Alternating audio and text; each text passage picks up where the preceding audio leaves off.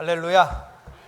오늘 사도행전 마지막 우리가 묵상하는 그런 날인데 우리 귀한 찬양으로 섬겨주신 우리 나바오 선교회원들 감사드립니다. 은혜로운 찬양 감사드립니다. 다시 한번 박수하십시다.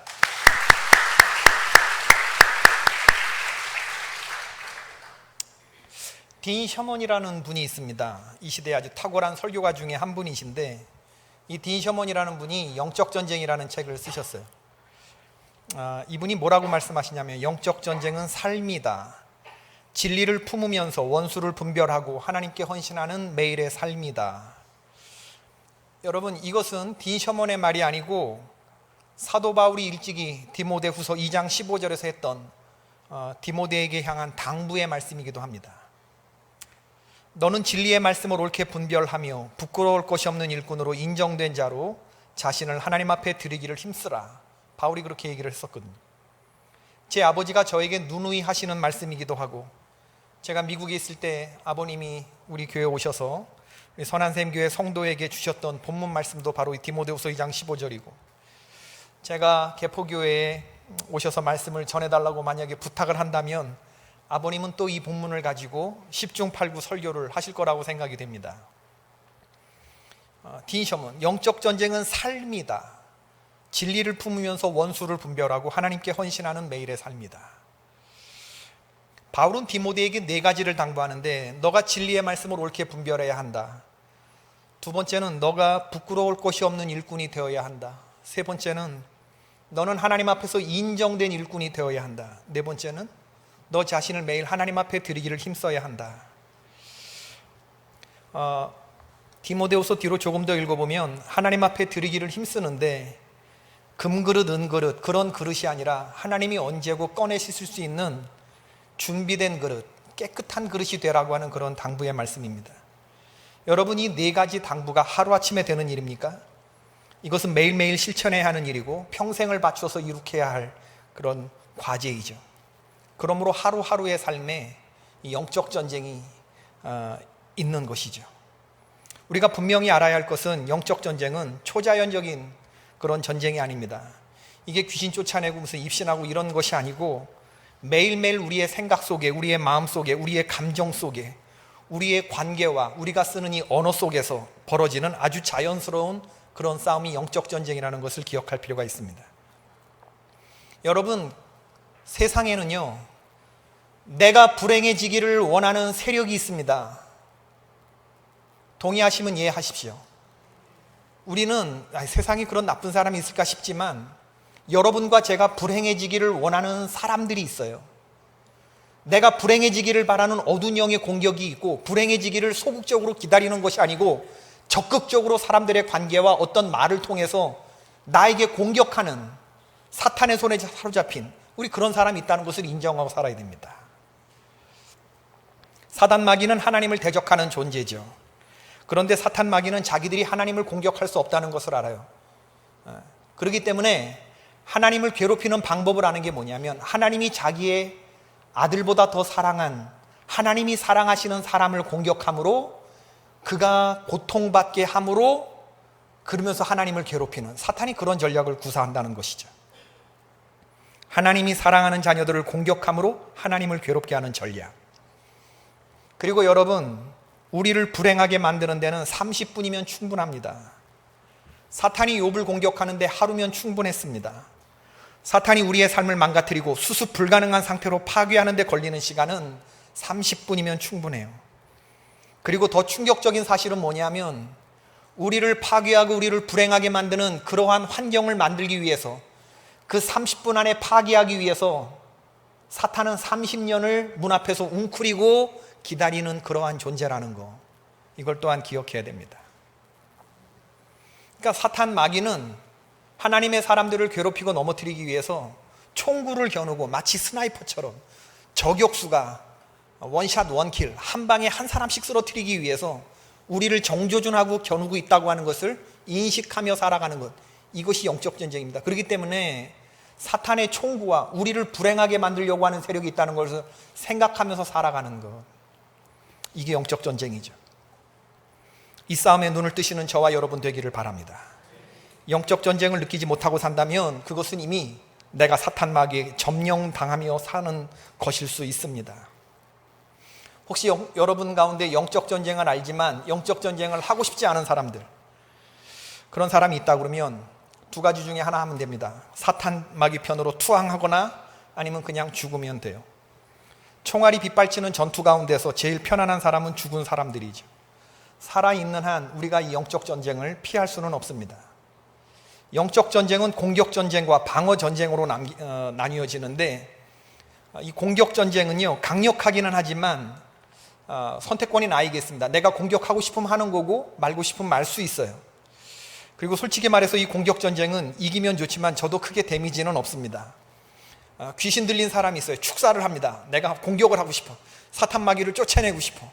예수님 변화선 올라갔을 때 병든 아이가 있었는데 자주 물에도 넘어지고 불에도 엎어지는 귀신 들린 아이를 예수님의 제자들이 쫓아내려고 했는데 못 쫓아냈어요. 공격했지만 사탄 마귀가 방어를 너무 잘했어요. 그러면 뭐 그거 사탄 마귀 못 쫓아냈다고 그래서, 귀신 못 쫓아냈다고 그래서 뭐 크게 잘못되지는 않습니다.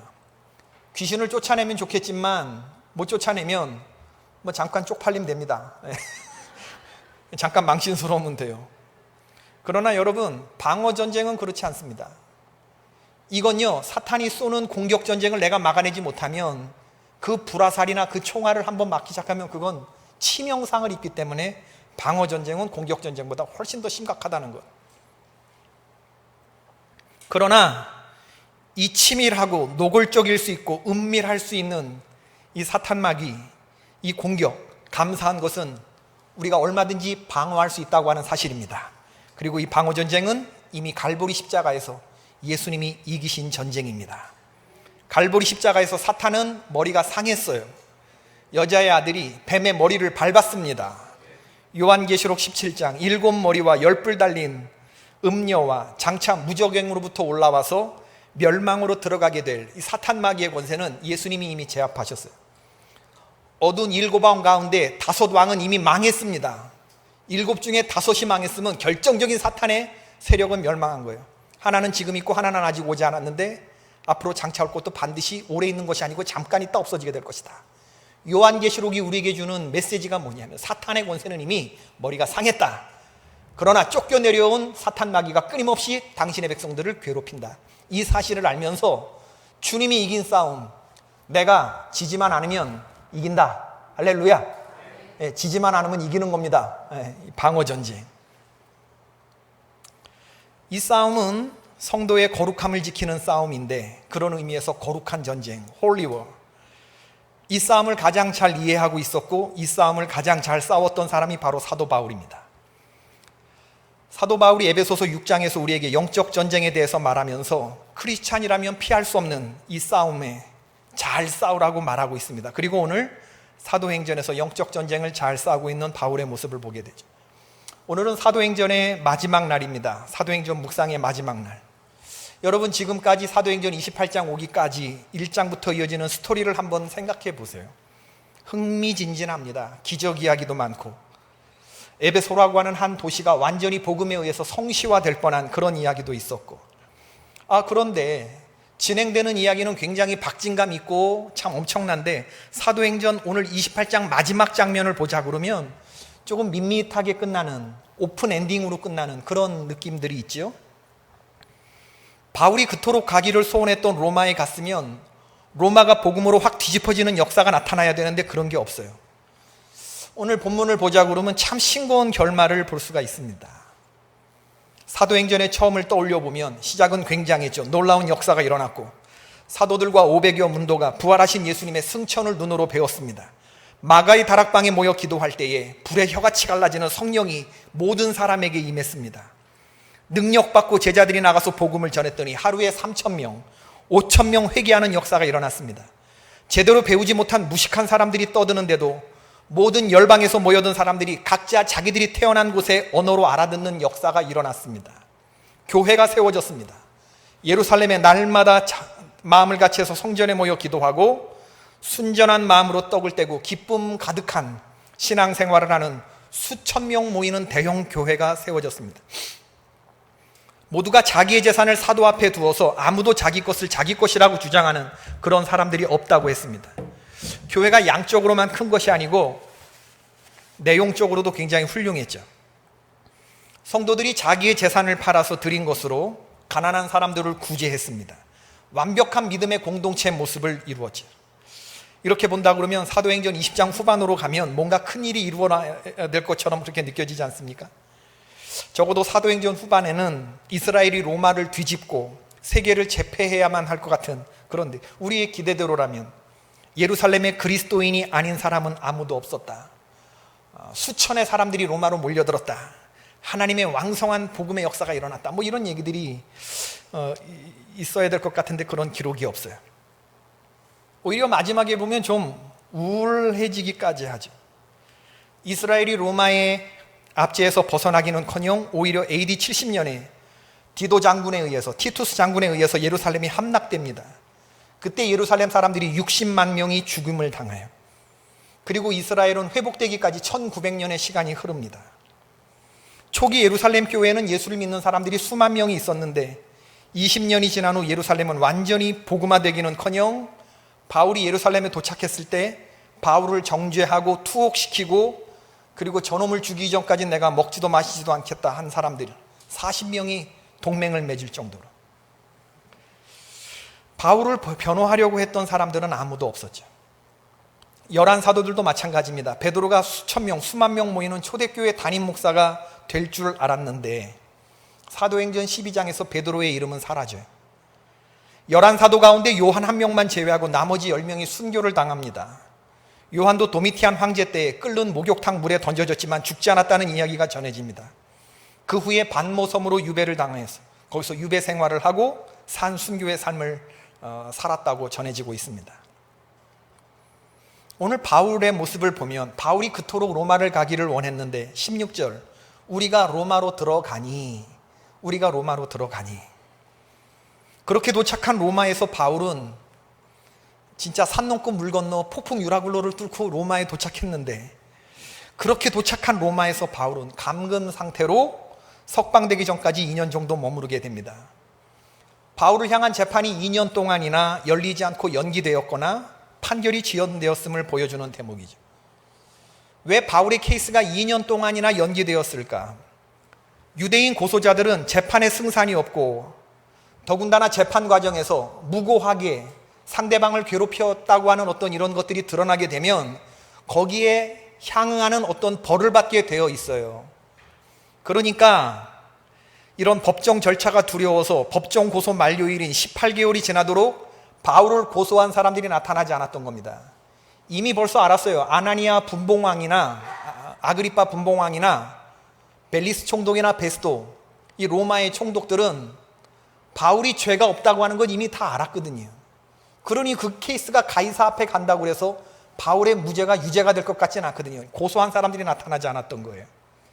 법정 고소 만료일 지날 때까지 어느 정도의 자유를 허락받은 상태에서 바울이 일종의 가택연금 상태에 있었던 것 같습니다. 그래서 자신의 셋집에 찾아오는 사람들에게 하나님의 나라를 전파하였다. 오늘 우리가 읽은 본문이죠. 28장 23절의 말씀. 그들이 날짜를 정하고 그가 유숙하는 집에 많이 오니 바울이 아침부터 저녁까지 강론하여 하나님의 나라를 증언하고 모세의 율법과 선지자의 말을 가지고 예수에 대하여 권하더라. 그 말을 믿는 사람도 있고 믿지 아니하는 사람도 있었다. 그리고 30절 31절의 말씀. 바울이 온 이태 2년을 자기 셋집에 머물면서 자기에게 오는 사람을 다 영접하고 하나님의 나라를 전파하며 주 예수 그리스도에 관한 것을 담대하게 거침없이 가르치더라.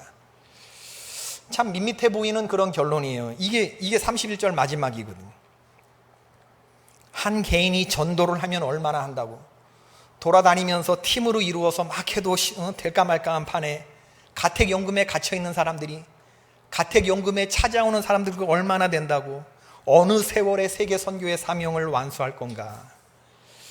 이렇게 끝나는 사도행전을 보면서 참 밋밋하고 답답한 마음이 들지만, 여러분 우리가 오늘 시각을 좀 달리해서 보면 사도행전이 장엄하게 끝나는 날은 언제냐?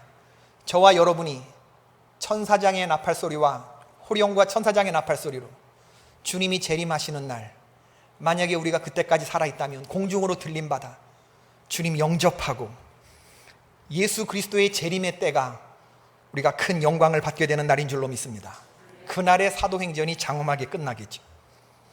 주님을 위해서 헌신한 우리들을 예수님은 양의 반열에 세워주실 것이고, 그렇지 않은 무리들은 염소의 반열에 서게 되겠죠. 그날에 저와 여러분 주님 씌워주시는 영광의 면류관 받아 누리기를 주님의 이름으로 축원합니다. 밋밋해 보이지만 이제 29장 1절을 우리들이 써내려 가야 합니다. 우리도 12제자처럼, 사도 바울처럼 28장 31절에서 끝나면 안 되고, 이제 29장 1절은 이상혁의 복음, 그리고 나바오 선교회원들의 복음, 29장 1절이 힘차게 쓰여져 가야 하는 것이죠. 매일 똑같이 반복되는 일상일지라도 28장 31절의 일이 계속해서 이루어졌으면 좋겠어요. 눈처럼 게으른 것이 없고 손처럼 부지런한 것이 없다. 눈으로 일감을 보면 이걸 언제 다 하나, 눈이 그렇게 게으르대요. 그러죠? 그러나 손은 부지런히 하다 보면 산더미 같은 그런 일도 끝이 보이는 순간이 온대요. 그래서 옛날 어르신들은 눈처럼 게으른 것이 없고 손처럼 부지런한 것이 없다 하셨습니다. 마더 테레사가 그런 말씀을 했죠. 하나님은 우리를 성공하라고 부르지 않으셨습니다. 하나님은 우리를 성실하라고 부르셨습니다. 우리가 선교지에서 세례를 몇 명 주었느냐, 거기에 얼마나 큰 예배당을 지었느냐, 이게 중요한 게 아니고, 오늘 내가 어떤 모습으로 영적 전쟁을 하고 있으며, 오늘 내가 주님이 명령하신 지상 명령, 땅끝까지 가서 내 이름으로 세례를 주고 내가 너희들에게 분부한 모든 것을 가르쳐 지키게 하라 라고 하는 거예요. 성령의 권능 받고 증인되라고 하신 주님의 말씀에 오늘 내가 어떻게 반응하고 있느냐, 이게 중요하다는 겁니다. 지금 저와 여러분 바울과 같은 하루를 보내고 있습니까? 오늘 우리 본문을 향해서 한번 생각해 봅시다. 28장 30절 31절이 참 밋밋해 보이는 그런 결론이지만, 지금 영적 고공행진이 이루어지는 사도행전 28장 31절, 이게 우리 삶에서 반복되어 나타나느냐 하는 거예요. 여러분, 사도행전의 마지막 두 구절을 다시 한번 보세요. 30절 31절을 보세요. 바울에게서 여전히 빛나는 능력이 뭐냐면, 첫 번째, 아침부터 저녁까지 하나님의 말씀을 전했다라고 하는 성실성. 두 번째, 오직 성령이 너희에게 임하시면 너희가 내 증인이 될 거라고 했는데, 성령의 권능에 사로잡혀서 예수의 증인된 사명을 감당하는 바울. 세 번째, 사람들이 믿든지 아니 믿든지, 안 믿는 사람들이 더 많았겠죠. 마땅히 전할 하나님의 메시지를 끊임없이 꾸준하게 전하는 이 사도 바울의 꾸준함. 네 번째로는 무엇보다 중요한 게 뭐냐 하면, 모든 것을 담대하게 거침없이 전했다는 거 아닙니까? 이게 쉬워요? 이게 쉬워요? 이게 밋밋해요? 여러분 가만히 한번 생각해 봐요. 저는 오늘 사도행전의 결론이 밋밋하게 끝난다고 생각하지 않아요. 이것처럼 장엄한 것이 어디 있습니까? 하나님이 보실 때 가장 든든한 결론은 뭐냐 하면, 주님의 마음에 합한 복음 증거에 관한 한 전투력 있는 하나님의 사람이 이런 모습으로 서 있다는 거, 이게 얼마나 하나님 보실 때 든든하겠어요. 이거 지나가는 장엄함이 어디에 있습니까? 어떤 한 성도가 서 있는데 아침부터 저녁까지 하나님의 말씀을 전해요. 어떤 한 사람이 주님의 말씀에 반응하고 있어요. 위트니스, 주님의 증인된 삶을 살고 있어요. 사람들이 그 사람의 말을 믿든지 안 믿든지 꾸준하게 전해요, 그 사람은. 그리고 그 사람은 소극적으로 전하는 게 아니고, 사람들로부터 그렇게 비난과 조소와 멸시를 받음에도 불구하고 모든 것을 담대하게 거침없이 말해요. 주눅들지 않아요, 세상에 대해서. 이런 사람이 28장 31절에 서 있어요. 이게 밋밋해요? 이게 얼마나 장엄한 얘기입니까, 여러분? 사탄 마귀가 총구를 겨누고 있는데도 불구하고 아침부터 저녁까지 하나님의 말씀에 반응하면서 모든 것을 거침없이 담대하게 복음을 증거하는 이 빳빳하게 살아있는 사람이 영적으로 고공행진 중인데, 이게 밋밋한 결론일 수 있느냐? 하나님의 전신갑주로 잘 무장된 온전한 성도의 모습이 사도행전 맨 마지막 28장 31절의 모습입니다. 올해 하반기 사역을 시작하면서 11월 4일에 새생명 축제하자고, 총동원주의를 다시 한번 하자고 그렇게 말씀을 드린 바가 있어요. 상반기 때 했던 새생명 축제 연장선 상에서 우리가 태신자를 적어냈는데, 그때 초청했으나 오지 않았던 분들을 다시 한번 올해가 가기 전에 한번 다시 모셔보자. 다시 우리가 복음의 그물을 들여보자. 저는 이 일에 우리 모든 성도들이 한 마음을 좀 모아주셨으면 좋겠습니다. 전도는 해도 좋고 안 해도 좋은 거 아니잖아요. 지금 사도 바울은 갇힌 상태에서 있는데도 아침과 저녁으로 하나님의 말씀을 전하고 그렇게 하나님의 말씀에 반응하며 거침없이 담대하게 전했다고 했는데, 믿음의 천연기념물 성도는 이런 모습으로 서 있는데 지금 우리는 어떤 모습으로 서 있느냐? 여러분 말씀을 한번 보세요. 그리고 내가 하나님 앞에 얼마나 큰 잘못을 저지르고 있는지를 좀 오늘 보시기를 바랍니다. 누가복음 9장 1절에 의하면 예수께서 12제자를 불러 모으사 모든 귀신을 제어하며 병을 고치는 능력과 권위를 주셨다. 예수님이 12제자를 세상으로 파송하시면서 두 가지를 주셨는데, 영어 성경에 보니까 능력과 권위, power and authority라고 되어 있어요. 하나는 능력이고 하나는 권위입니다. 능력이라고 하는 건 뭐냐면요, 복음 증거자에게 주님이 주신 거, 능력과 권위를 줬는데, 능력은 자동차로 말하면 기름이에요. 기름이 있어야, 가스가 채워져야 차가 굴러다니잖아요. 하나님이 어떠한 복음 증거 일을 맡기셨을 때 그 일은 하나님의 사이즈의 일이거든요. 근데 그 하나님의 크기의 사이즈의 일을 당신의 백성이 감당하려면 하나님 사이즈의 능력이 있어야 되잖아요. 하나님이 그 능력을 주신다는 겁니다. 할렐루야. 여러분, 우리가 성령의 기름 부심을 달라고 기도하는 건 뭐냐면, 주님, 내가 하나님의 하시는 일, 하나님이 원하시는 일, 하나님 사이즈의 일을 하나님 사이즈의 능력으로 감당케 하여 주시옵소서. 이렇게 기도하면서 간구하는 것이 성령의 기름 부음을 달라는 겁니다. 이 사명을 감당하기에 충분한 능력을 주시옵소서. 주여 기름 부어 주시옵소서. 그렇기 때문에 따라해 보세요. 부르심에는 부으심이 있다. 부르심에는 부으심이 있어요.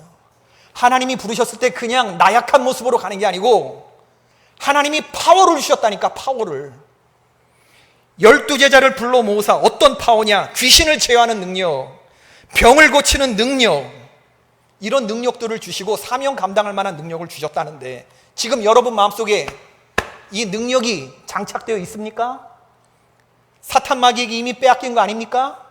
그걸 한번 보자는 거예요. 마태복음 10장 1절, 예수께서 그의 12제자를 부르사 더러운 귀신을 쫓아내며 모든 병과 모든 약한 것을 고치는 권능을 주시니라. 이 능력을 받으면 우리 힘으로는 안 되지만 난이도 높은 하나님의 사명을 우리가 쉽게 감당할 수 있어요. 그렇기 때문에 능력 받기 전에 움직이면 안 되는 겁니다. 이 능력은 어떻게 임하느냐?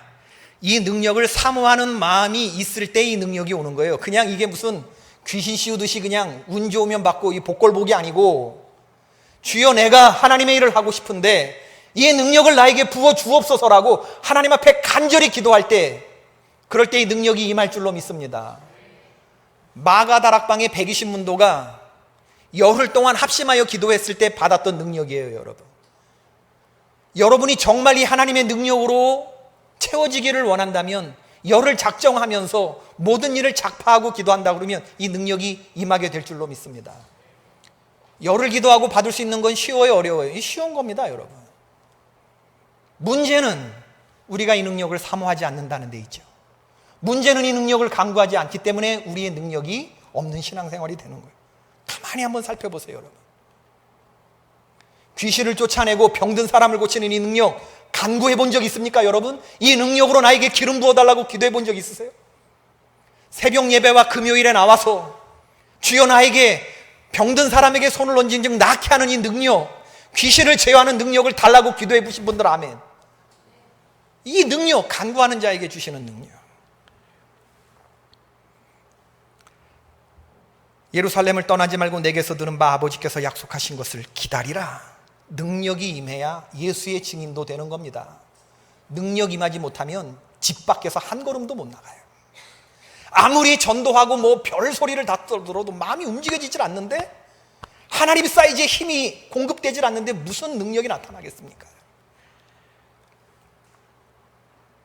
오직 성령이 너희에게 임하시면 너희가 권능을 받고 예루살렘과 온 유대와 사마리아와 땅끝까지 이르러 내 증인이 되리라 하시니라.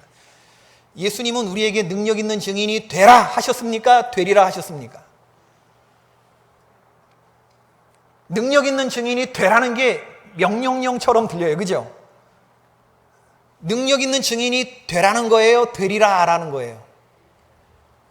You shall be. You shall be란 말이에요. shall be. 그거는 되는 거예요. 되라는 거 아닙니다. 능력이, 권능이 임하면 우리는 당연히 증인이 되게 돼 있어요. 명령이 아니라도. You shall be. 너는 my witness가 될 것이다. 증인이 될 것이다. 명령하고 계시는 것이 아닙니다. 능력 있는 증인 되라고 명령하시는 게 아니에요. 그러니까 능력 있는 증인이 안 돼 있다 그러면 우리에게 뭐가 부족한 거냐? 권능이 부족한 거예요. 권능이, 능력이. 권능이 없기 때문에 사역을 거부하게 되는 거고 힘겹게 느끼게 되는 것이고 기름 부으심이 고갈되었다고 하는 증거죠, 여러분. 그러므로 여러분, 신앙생활 하면서 힘들고 억울하고 그리고 지치고 화나는 일이 생길 때 내려놓을 생각하지 마시고 하나님께 기도하시기를 바랍니다. 그 순간은 내려놓을 때가 아니고 하나님께 능력받아야 될 때입니다. 기도하시면서 하나님 사이즈의 능력을 달라고 기도하시는 저와 여러분 되기를 바라요. 능력이 있어야 전도도 되는 것이에요. 그 다음엔 권위. 능력이 무엇을 이룰 수 있게 하는 힘이라고 한다 그러면 권위는 하나님이 옷 입혀주시는 합법성이죠. 우주적인 명분을 말하는 것입니다. 권위, authority라고 하는 거예요. 영적인 무게감. 조폭 두목이 검사 때릴 수 있어요, 없어요? 조폭 두목이 검사 못 때립니다. 나라가 검사에게 권위를 실어준 것이 있기 때문에 그래요. 성도가 아무리 힘없는 것 같아도 사단 마귀가 못 견드려요. 그가 정말 하나님의 능력과 권위로 충만해 있다면. 다윗보다 골리앗이 훨씬 셉니다. 그러나 골리앗이 다윗을 이기지 못해요. 하나님이 다윗에게 권위를 실어주셨기 때문입니다. 하나님은 우리에게 세상을 향해서 파송하시면서 전도의 일을 맡기시면서 우리에게 권위를 부여해 주셨어요. 이 엄청난 권위를 여러분 우리가 알고 있어야 됩니다. 사탄에게 질질 끌려가는 게 아니라 사탄 마귀는 내가 영적 전쟁에 강건히 서 있으면 나를 만지지도 못한다고 하는 이 하나님이 부여해 주시는 권위. 조폭 두목이 검사 못 때리듯이. 모래시계 보셨어요? 모래시계 예전에. 모래시계에 박상원이 나오고 최민수가 조폭이고 박상원이 검사로 나왔죠. 조폭을 자꾸 때려잡으려고 하니까 검사가 조폭이 한 20명이 뺑 그냥 막 칼 들고 야구방망이 들고 검사를 위협합니다. 그랬더니 박상원이 딱 하는 말이 나 대한민국 검사 아무개다. 너희들이 나를 건드릴 것 같으면 차라리 죽여주는 게 나아. 만약에 내가 죽지 않으면 너네들 다 죽어. 당당하게 딱 말하는데 그걸 덤비는 사람이 없더라니까. 손댈 것 같으면 차라리 날 죽여라. 그 편이 낫다. 내가 만약에 죽지 않으면 너네들 다 죽는다. 나 대한민국 검사 아무개다. 그걸 보면서 저거다. 하나님이 우리에게 권위를 주셨다는 거예요. 사탄 마귀가 우리에게 뭘 뺏어가려고 그러신지 알아요? 이 권위를 뺏어가려고 그러는 겁니다. 하나님이 부여해 주신 권위. 너에겐 애초에 권위라는 게 없었어. 그러니 내놔. 온갖 쓴뿌리나 환경을 이용해서 하나님 자녀의 영적 권세의 당당함, 하나님의 자녀라고 하는 사실, 정말 하나님이 십자가에 아들을 주시면서 우리에게 주셨던 이 권위를 사탄 마귀가 빼앗아가려고, 이게 영적 전투예요. 빼앗아가는 게 아니라 도적질해가는 겁니다. 마귀의 일은, 도적이 오는 것은 죽이고 멸하고 도적질하고, 그 첫 번째 마귀 하는 일은 도적질하는 거예요. 우리에게 있는 거를 훔쳐간단 말이에요. 훔쳐간다. 요한계시록 3장 20절에 보면 예수님이 애처롭게 문 밖에 서서 문을 두드려요. 볼지어다 내가 문 밖에 서서 두드리노니 누구든지 내 음성을 듣고 문을 열면 내가 그에게로 들어가 그로 더불어 먹고 그는 나로 더불어 먹는다. 우리 같았으면 그냥 간다, 문 안 열면. 근데 예수님이 왜 가지 못하고 두드리냐? 우리를 포기할 수 없는 예수님의 사랑이기 때문에 그렇습니다, 여러분. 어떤 건물주가 있어요. 그 건물주에게 건물주 친구가 네 건물 좀 쓰자 요청했습니다. 건물주가 그에게 건물을 임대해 줬어요. 건물 사용에 관한 권한을 준 거죠. 근데 후에 건물주가 그 건물을 갑자기 써야 할 일이 생겼어요. 내 건물이니까 내 마음대로 쓸 수 있어요, 없어요? 건물주가 리스를 줬단 말이야. 임대를 줬어요. 근데 자기가 마음대로 막 쓸 수 있어요, 없어요? 허락받아야 되잖아요. 리스를 줬으니까 리스된 기간 안에는 막 쓸 수 없어요, 주인이, 건물 주인이. 우리가 전세를 살고 있는데 주인이 야 이거 내 집이니까 내가 오늘 밤 니네 집에서 자자, 아무 때나 막 들어올 수 있어요, 없어요? 없어요. 하나님이 우리에게 주신 권위가 그런 권위가 아닐까. 하나님이 우리에게 선악과를 주셔서 우리의 자유의지를 주시고 우리를 하나님짜리로 만든 우리의 권위는 바로 십자가의 예수님의 피만큼이 우리의 권위인데 그 문을 하나님이 마음대로 문 열지 못하는 거예요. 그래서 내가 열어드리기 전에는 주님이 문 부시고 들어올 수 없는 거예요. 그래서 볼지어다 내가 문을 부수고 들어갈 테니 그는 나부터 벌어먹으리라, 이런 말씀이 없는 거예요. 그런 우리가 뭐라고, 우리가 문을 열기를 기다리시면서 애처롭게 문 밖에서 문을 두드리시는 그 예수. 여러분, 오늘 본문 말씀을 보면서 저와 여러분의 눈에 하루하루를 평범하게 끝나는 밋밋한 이야기가 아니고 비범하게 살아가는 신앙인의 모습이 저와 여러분 눈에 보였으면 좋겠어요. 어떤 상황 속에서도 능력을 잃지 아니하고 권위를 잃지 아니하고 당당히 세상과 맞서는 그런 크리스찬의 모습이 사도행전 28장 31절이라니까요. 하나님 나라의 일을, 예수에 관한 모든 것을 담대하게 거침없이 말하는 사람을 보세요. 여러분, 우리가 도달해야 될 골이 바로 이런 모습이거든요. 하루하루를 우리가 이런 모습으로 살아야 되는 거거든요. 하나님의 사람이 이렇게 살지 못하고 그저 세상 사람들이 원하는 것과 똑같이 먹고 마시고 시집가고 장가가고 사고 파는 삶 똑같이 사는 건요, 하나님 보실 때 어떻게 되느냐, 세상을 쓸어버리고 싶은 그건 넘치는 죄악이에요. 하나님의 사람의 타락으로 주님이 간주하시는 겁니다. 이런 능력과 이런 권위가 있음에도 불구하고 우리의 눈이 세상 사람들과 똑같이 사고 팔고 먹고 마시고 시집가고 장가가는 그런 정도로만 우리의 눈이 가 있다고 한다 그러면 이 신앙인의 타락이라니까요. 그런 신앙인은 하나님이 쓸어버리시려고 한다니까요. 금요일 심야기도 시기나 나오는 우리끼리 얘기지만 신앙생활 쉬워요, 어려워요? 대답해 보세요. 쉬워요, 어려워요? 어렵지. 쉬운 건 썬데이 3부 예배 때 나오시는 분들만. 누구든지 주의 이름을 부르면 구원을 얻으리라, 할렐루야. 예수 믿고 복받고 천국 갑시다, 할렐루야. 이거는 주일날 3부 예배 메시지죠. 새신자들, 교회 나오시면 이제 뭐 하나님이 복을 주실 거고 하늘에 복을 주실 거 잘 될 겁니다. 마음의 평안과 기쁨이. 그러나 수요일 예배 나오시고 금요일 예배 나오고 새벽 예배 나오면서 점점 느껴지는 게 뭐냐면 예수 믿는 거 점점 어렵다. 예수를 흘끗 보는 자는 기쁠 것이다. 그러나 예수를 게이징하는 사람, 응시하는 자들은 근심하게 될 것이다. 중세 성인이 그런 얘기를 했습니다. 예수님을 글랜싱하는 사람, 흘끗흘끗 보는 사람은 웃을 것이다. 예수 믿고 복받지 않은데, 그러나 주님을 응시하면서 십자가의 길을 따라가려고 하는 사람한테 매일이 영적 전쟁이에요.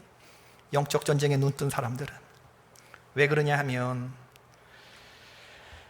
좁은 문 좁은 길 가는 거기 때문에 그렇습니다. 예수님이 산상순에 사신 좁은 길을 가라. 그 길은 좁고 협착한데 우리 세상 사람들과 들어가는 길이 달라요. 문도 다르고. 그래서 많은 사람들이 찾지 않는다. 좁고 협착해서 여기까지만 보면 우울해요. 우리 맨날 좁은 길 가. 그러나 그 다음 장에 그 길의 끝이 무엇인가를 봐야죠. 그 길의 끝은 어디죠? 좁은 길의 끝은 영생으로 인도하는 길은, 생명으로 인도하는 길은 좁은 길, 좁은 문이에요. 그렇기 때문에 우리는 좁은 길을 불평하는 게 아니라 기쁜 마음으로 가는 것입니다, 여러분. 마지막을 보는 사람들이죠. 오늘 사도 바울의 모습과 나의 모습이 어느 지점에서 차이가 나는지를 여러분 한번 보셔요. 지금 우린 바울보다 젊지 않나요? 지금 저와 여러분은 바울보다 자유한 몸 아닌가요? 지금 우리는 바울보다 잘 살고 있지 않나요? 바울보다 접촉할 수 있는 전도 대상자가 더 많지 않나요? 그런데 우리의 신앙의 모습은 어떻죠? 거침없어요? 담대해요? 모든 것을 말하고 싶은 어떤 그러한 꾸준함과 열심과 항상성이 저와 여러분에게 있어요? 천연기념물 성도가 그냥 돼요?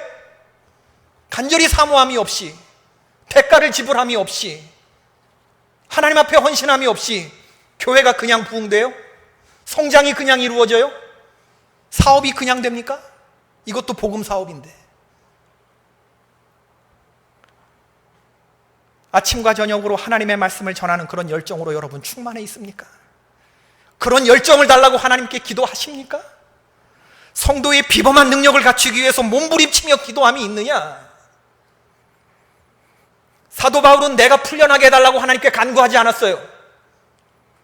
왜 그는 자신에게 유익할 것 같은 하나님 나 이 고통을 면하게 해달라는 기도를 왜 한 번도 드리지 않았을까? 그는 왜 오히려 교인들에게 말하면서 기도를 부탁하면서 나의 당하는 고난이 복음의 진보가 되게 해달라고 기도를 부탁을 했을까? 기도의 클래스가 다르잖아 우리들과. 어떻게 성경을 읽는 거예요?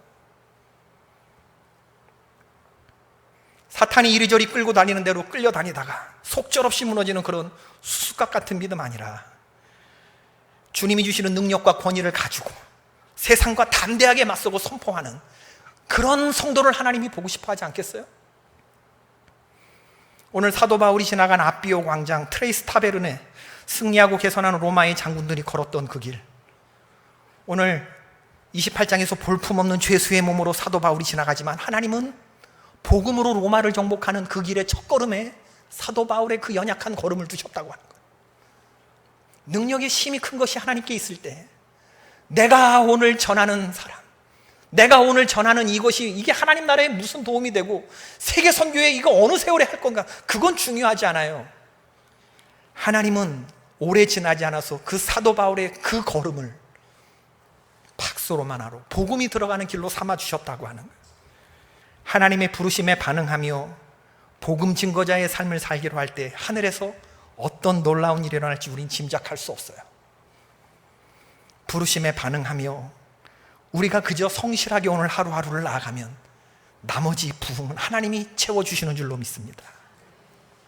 그렇기 때문에 복음 증거의 길을 막고자 하는 사탄의 여러 가지 계략들을 우리가 영적으로 분명히 보고 믿음으로 묶으며 나아가야 될 줄로 믿습니다. 모든 것을 담대하게 거침없이 증거하며 나아가는 핵심은 여기에 있어요. 모든 것을 거침없이 담대하게 어떤 능력을 가지고 외치느냐가 중요한데 사도 바울은 그랬단 말이지. 이거 세 가지 못하게 하려고 사탄 마귀가 우리의 발목을 잡는 거고 사방으로 우겨싸고 거꾸로 트림을 당하는 거고 박해하고 핍박하고 낙심하고 절망시켜서 복음 전하는 데 필요한 파워 앤 어서리티를 다 도적질해 가는 거예요. 다 뺏깁니다 여러분, 영적 전쟁에 눈 뜨고 있지 못하면. 그러므로 이런 성도의 능력과 권위를 도둑질하려고 하려고 하는 모든 어두운 영의 시도와 공격들에 대해서 우리는 매일매일 NO라고 말할 수 있어야 됩니다. 할렐루야. 사단 마귀가 우리의 마음과 입술과 생각에 부정적인 생각을 넣어줄 때, 아이 뭘 그렇게 힘들게 신앙생활해, 좀 편하게 해, 편하게. 예수님은 대충 줍니다. 오늘 하지 말고 내일 하지 뭐, 내일 하지. 지금 아니고. 속상한 일로 여러분 막 속 뒤집어 놓는 일들을 만났는데, 그래서 마음이 섭섭하고 서운하고 생각할수록 화날 때, 이게 하나님 주신 생각이에요? 마귀 주는 생각이에요? 생각할수록 화나는 거. 그럼 생각할수록 화나는 것의 끝은 뭐예요? 관계고 뭐고 다 깨고 다 없애는 거 아니에요? 이거는 그러니까 내 생각이 다 내 생각이 아닌 겁니다. 하나님 주시는 생각이 있고 사탄 마귀 주는 생각이고 내 생각이 있어. 잘 분별해야 돼요. 그럴 때 하나님의 말씀을 딱 붙잡고 우리가 해야 될 말이 뭐라고요? 아이 방금 전에 얘기했잖아. NO! 따라해 봅시다. NO! NO 그러면요, 알았다 그런데 아니로 그런 얘기 되기 때문에 단호해야 됩니다. 연습이 중요하니까. 마귀가 여러분의 마음속에 전도 못하게 하고 마귀가 여러분에게 부정적인 것들을 그냥 막 집어넣었을 때 여러분 외쳐야 됩니다. 어떻게? NO! 세상 가운데 선포하거나 이러지 말고 여러분 내 영혼에 대고 이게 우선입니다. 이게 우선. 사람들의 무슨 부정적인 얘기 들으면 나도 그게 그런 거야? 그게 그런 거야? 거기 휩쓸려가지고 이게 전염되면서 모든 부정한 기운이 흐르는 거, 이거 사탄 마귀가 얼마나 원하는 거겠어요. 그럴 때 NO! 우리가 선포하면 네 존재가 들어요. 내가 듣고 주변 사람이 듣고 하나님이 듣고 그리고 사탄이 듣습니다. NO! 아니야, 난 하나님 앞에서 결단할 테야. 난 내가 가두켜 있어도 모든 걸 말할 거야. 하나님 나라의 모든 걸 말할 거야. 사람들이 믿든지 안 믿든지 나는 오늘 거침없이 말할 거야. 나는 오늘 담대하게 말할 거야. 나는 오늘 나는 죽고 예수로 살 거야. 나는 천사 같은 삶을 살 거야. 이런 고백들과 결단들이 있어야 되지 않겠습니까? 사탄 마귀의 선전포고하는 심정으로, 하나님 앞에 고백하는 심정으로 우리가 이 고백을 할 때 우리의 29장 1절이 힘차게 쓰여지는 거예요. 저는 여러분들을 향해서 사탄 마귀가 문 앞에 어떻게 움츠러지고 있는지 잘 모르지만, 그럼 다들 문제가 있네. 그래서 사탄 마귀가 요거 가지고 내가 저 사람 어떻게 그냥 밤낮으로 지치지도 않고 곤비치지도 않고 독수리 날개치면 올라가면서 사탄 마귀가 성실하게 밤낮으로 지금 여러분들을 어떻게 그냥 그 30분 그냥 망가뜨리기 위해서 그냥 막 30년을 기다리잖아. 30년을. 사탄 마귀가 그러는 거예요. 지면 되겠습니까? 정신 안 차리고 넉놓고 얼빠진 채로 살면 되겠습니까? 문 앞에 웅크리고 있는데 그냥 발가벗고 그냥 도망 나오기만을 기다리는데, 그러면 그렇지 하고 박수치는 이런 일들이 우리가 그냥 판판이 당하면 되겠냐 하는 거예요. 판판이 당하면. 우리의 심령과 우리의 가정과 우리의 계포재단에 놀랍게 써내려가는 그런 이야기들. 선포 중에 가장 강한 선포가 뭐냐면요, 찬송이거든요. 찬송. 부정적인 생각이 들 때 하나님 앞에 찬송하세요. 오늘 여러분들과 함께 사도행전 말씀 묵상을 끝내면서 뭔가 좀 결단하는 그런 일들이 일어섰으면 좋겠어요. 나 오늘도 너무나 많은 그런 부정적인 얘기를 들어서 마음이 막 얼얼한 거예요. 제가 머리가 좋잖아요. 상황 파악이 민감하고 무슨 부정적인 얘기 들으면 저부터도 막 생각이 벌써 저만큼 가고, 그럼 어떡하지? 이거 다 취소시킬까? 하지 말자 그래? 교인들 편하게 내버려둬? 편하게 내버려둬? 여러분, 앞으로 나아가지 않으면 우린 다 죽습니다. 가만히 있을 수가 없어요. 조급한 거 아니에요. 명령에 반응하면서 하루하루 나가는 것입니다. 내가 내 스스로에게 노라고 말하며 다시 하나님의 말씀 앞에 오늘 본문을 10번씩 읽으면서 하나님은 나에게 어떠한 29장 1절을 원하시는가? 지금 나에게 거침없이 모든 것을 담대하게, 이런 마음이 우리에게 있는 거 아니에요? 나는 담임 목사인데 나에게 그런 것이 없으면 어떤 영향이 미쳐지겠어요, 여러분? 다 죽어. 찬송하십시다. 나는 믿네. 찬양팀 좀 나오시고. 하나님 현재 날 지켜주시고 앞으로도 주님이 지켜주시기 때문에 나는 고난을 두려워하지 않는다는 겁니다. 사자의 입속으로 들어가는 것을 나는 겁내지 않는다는 거예요. 왜? 고난이 우리가 보이는 끝이 아니라 그 너머에 나를 붙잡고 계시는 하나님이 있기 때문에, 난 그걸 보기 때문에 난 그거 보고 계속 나아간다고, 표대를 향해 나아간다고. 우리 신앙인의 가는 길이잖아요. 나의 믿음 더욱 강하게, 고난이 있을 때 고난 하나에 절망 하나씩 쌓여가는 게 아니고 고난 하나에 간증 하나씩, 고난 하나에 승리 하나씩 쌓아져 나가는 우리 모두의 삶이 되기를 바랍니다. 이 찬송 부릅시다. 이 바닷길을 내시든지 아니면 나로 무리로 걷게 하시든지, 이게 우리의 믿음인데, 근데 여러분 그거 아세요? 다니엘의 세 친구 사드락과 메삭과 아벳느고는 선포 중에서 어떤 선포를 했냐면요, 그리 아니하실지라도 선포까지 했어요. 그 7배나 뜨거워진 풀무불에 던져진다는 그 세상의 도전 앞에서 하나님이 우리를 지키실 거다. 내가 믿는 하나님은 그런 하나님이지만, 나를 구원해 주실 하나님이시지만 그리 아니하실지라도 나는 왕과 금신상에 절하지 아니할 줄을 아옵소서. 의리를 지켰는데 그 소리를 누가 들었어요? 하나님이 들으셨어요. 머리털 하나 그슬리지 않게끔 하나님 지켜주셨어요. 더 위대한 선포는 뭔지 아세요? 에스더가 했어요. 죽으면 죽으리라, 죽이면 죽이리라 하고 나가는 이런 선포를 했는데, 신앙의 믿음의 선진들은 그런 고백했는데 지금 우리들의 믿음을 한번 생각해봐. 너무 허약하지 않나? 하나님의 말씀 보면서 좀 마음의 도전을 얻어야 되지 않나? 우리가 금요일에 이 귀한 시간에 나와서 나와 내 집 문제만을 가지고 기도하고 돌아간다고 그러면, 세계 선교의 사명을 감당할 파워 앤 오서리티를 달라는 간구 없이 돌아간다고 그러면, 지금 우리는 외노 인생은 언제나 거기서 맴도는 신앙생활 아닙니까? 우리의 문제는 하나님이 해결해 주실 줄로 믿고, 하나님께서 성도에게 허락한 파워 앤 오서리티를, 권위와 능력을 오늘 장착하고 돌아가시는 귀한 이 밤 되십시다. 우리 다 같이 주여 한번 부르고 통성으로 기도하시다가 우리 자유롭게 돌아가시겠습니다. 기도하겠습니다.